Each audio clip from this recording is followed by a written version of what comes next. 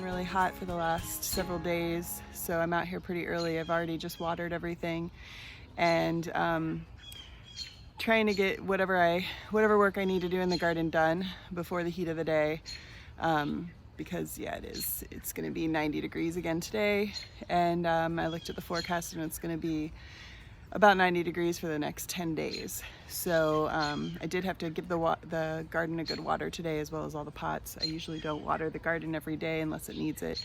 It definitely needed it today. So let's start over here with the peppers. My last video, I had researched and found out that I believe that these peppers had a bacterial disease that either was brought on by all the rain we had at the beginning of the season, and maybe with the combination of mulching while it was still maybe too moist, as well as, I don't know, it could be in the seed, I'm not sure. But what I did was I went in and took out all of the growth that was dying and turning brown and falling off, and then I went around and removed some of the mulch right around the plants and made sure I picked up all the debris that had fallen off, all of the dead. They're looking okay. Like, they're definitely not as strong and big as they should be this time of year. I'm holding on hope. I do see some more, a little, bit more damage that I need to take care of soon, but I'm hoping that they'll do okay, and we'll get at least some fruit out of these this year.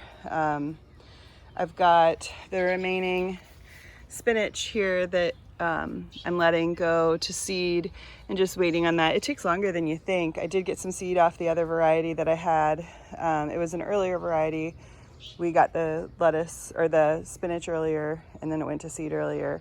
And then this is the last of the spinach from our early planting.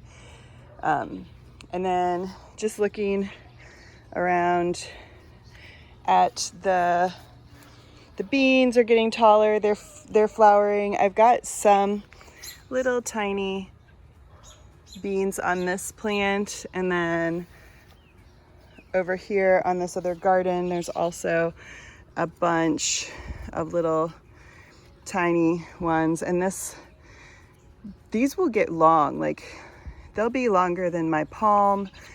Some of them are like 6 inches long. These beans are really, really big and really delicious. They're called Vortex pole beans.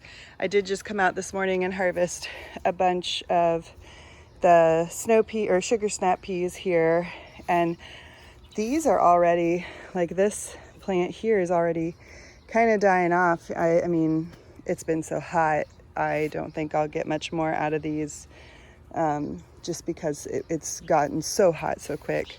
All of a sudden, they were doing pretty good when it was kind of just raining and cool. So the tomatoes, I'm going to step back here, and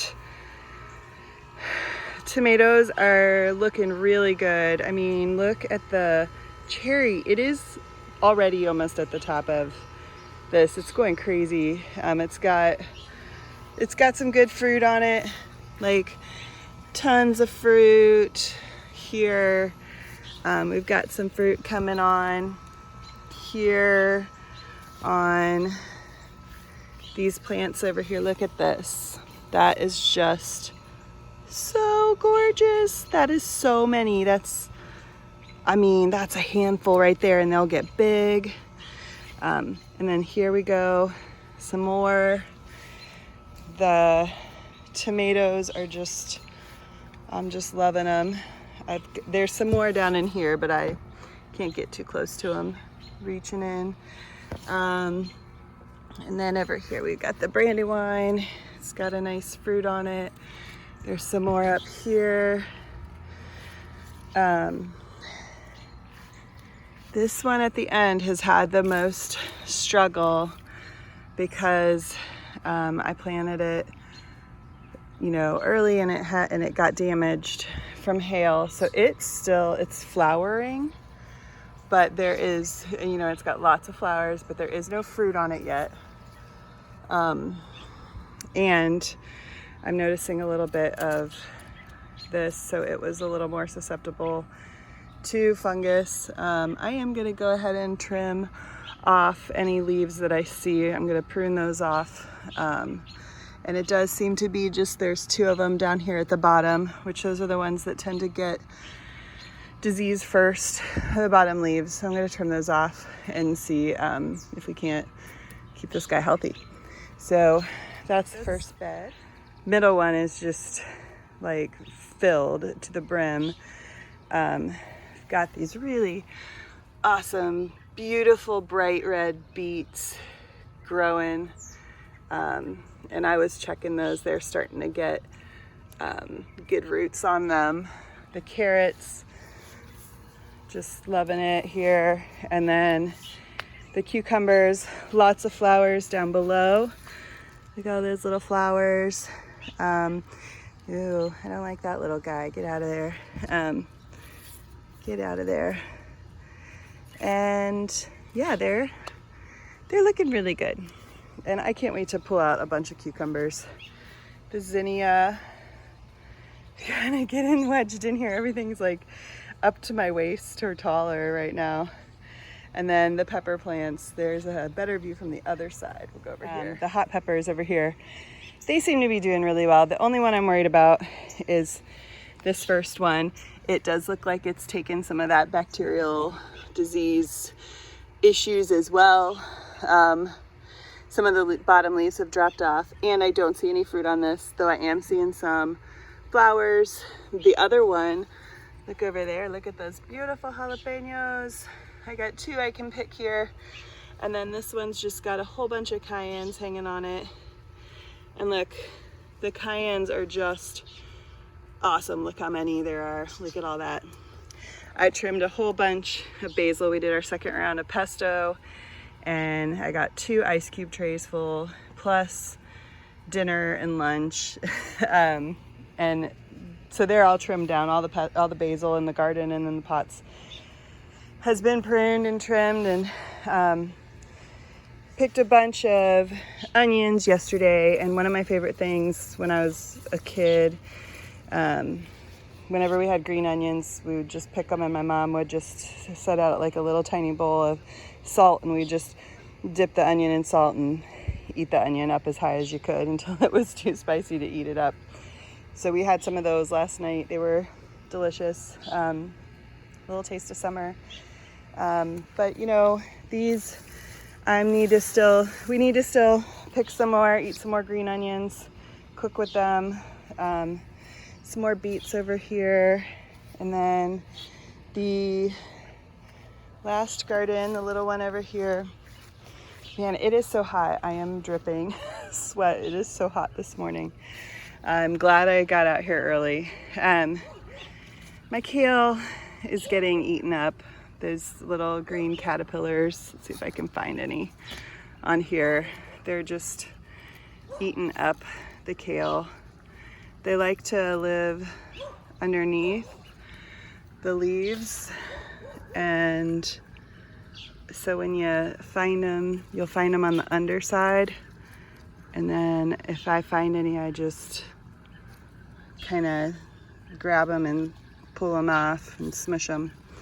Of course, I want to show you some, and I can't find them. I know they're here. I know you're out there. I will find you.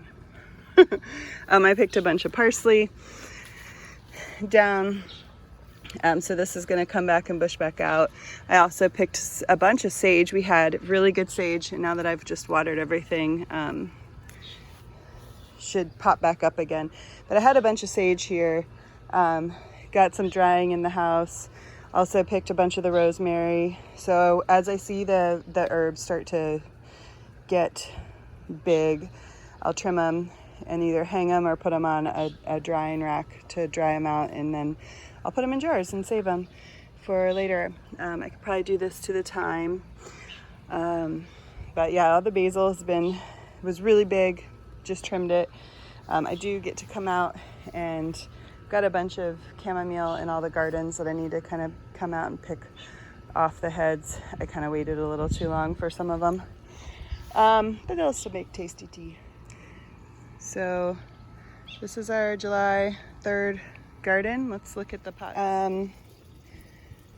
This squash over here, I want to show you because, yay, look at that squash. Look at this one. There's some big squash growing out. So these are zucchini squash. These three, I think there's another one. Yep, 3 over here were ones that I manually hand pollinated. When I saw the male blossoms and the female blossoms at the same time, I took a little paintbrush and got a little pollen off of the anther of the male flower and put it onto the stigma of the female flower. And I definitely, so I knew I had pollination. I have this one here. I did not hand pollinate this one. That one got away from me. I'm hoping that my friends, the insects, took care of that one. So we'll see. It will, if it did get pollinated, it'll keep on growing and get bigger pretty quickly. If it didn't, it will start to look like those right there. Those did not get pollinated, and that's what happens when they don't get pollinated. They'll just start to shrivel up and die because they didn't get pollinated. So I'm hoping that that one did. I know I've got some more fruit down in there, so I'll kind of keep an eye on watching. I've had a lot of little bees and insects flying around, so we have so many flowers around here that and our yard is filled right now with clover that we have no trouble attracting pollinators right now. The calendula, I did some pretty good picking yesterday. Got tons more blooms, so I keep harvesting those flowers.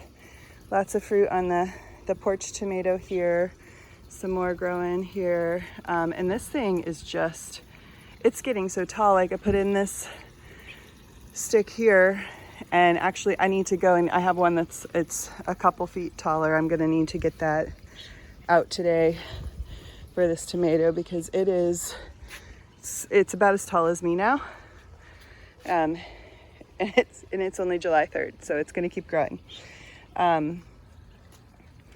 Little flowers here. We've got the mint here is all filled out, even the ones that I grew from seed that were real little initially. They're getting about even now. Just a little look at the water feature. And the plants over here. Got the pool sitting right next to it, which my kids have been using this pool daily. It's been really nice to have it since none of the pools are open this summer. My succulents were looking pretty ragged at the beginning of this summer when I brought them out. They had been inside, and my dog had this dog right here that looks so sweet. She decided, oh, look at her. Look at that puppy.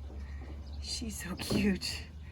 She decided that she didn't like them in her bay window where she likes to lay, and so she started to eat them, and then I had to move them, and I brought the baker's rack in and put them on the baker's rack. So anyway, they looked pretty awful.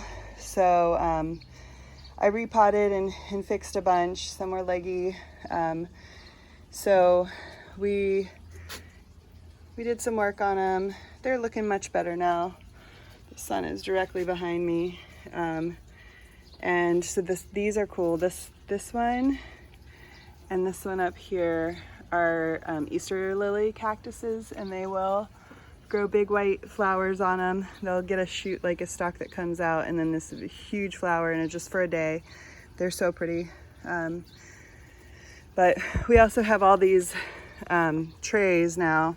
We're going to try to propagate some new ones from the repair job I had to do. This tray is not looking too hot, but let's see what happens with it. And then this one also doesn't look like it, oops, I just tore off a leaf of it. Doesn't look like it weathered the storm very well.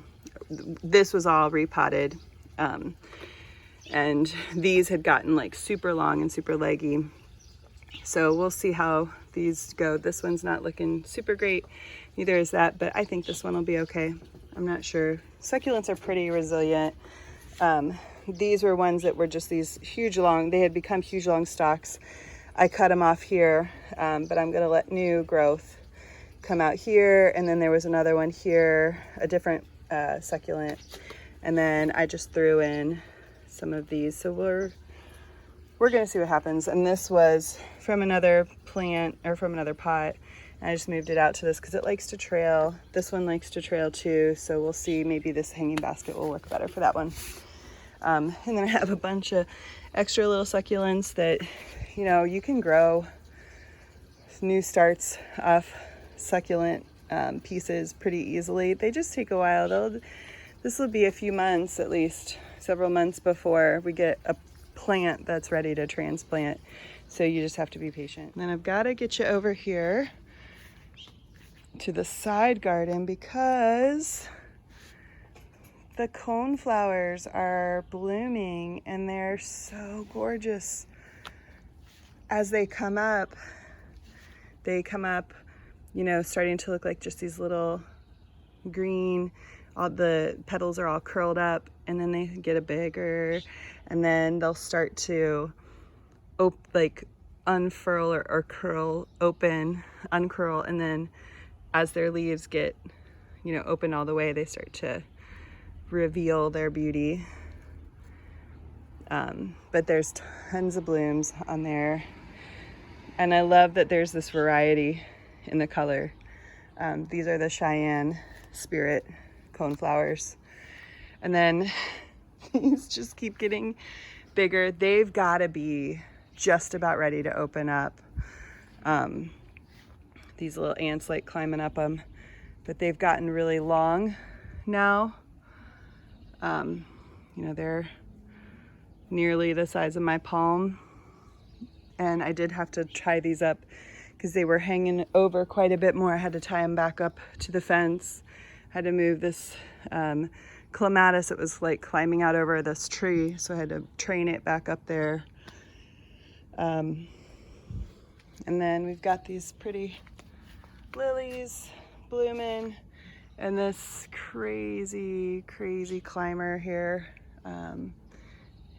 climbing up over the pergola. It actually looks really pretty on the other side and provides some nice shade over there on the deck.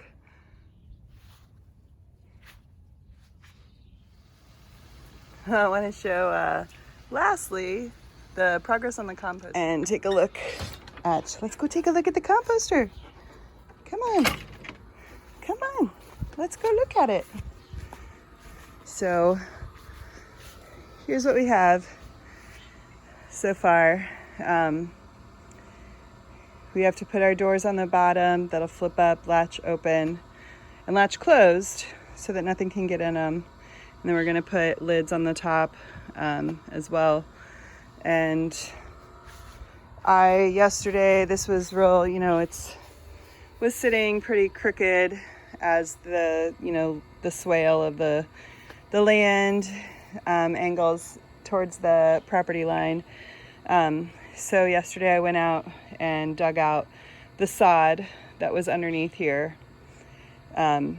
because, you know, there was really nothing growing there, but like out closer there was some sod. So I dug out from about here to here and dug out all that sod and then put it here because this was also a dead patch of just kind of along this fence was all dead where we had rocks and a wheelbarrow and stuff kind of stored here. So moved all that, brought this over, and then watered it really till it was like squishy wet, and then did it again last night. And I'll just have to keep this really watered a couple times a day for the next few days, and then, you know, one time a day at least, you know, until this really takes foot. And I'm hoping that this will all fill in here and kind of use what I moved over here.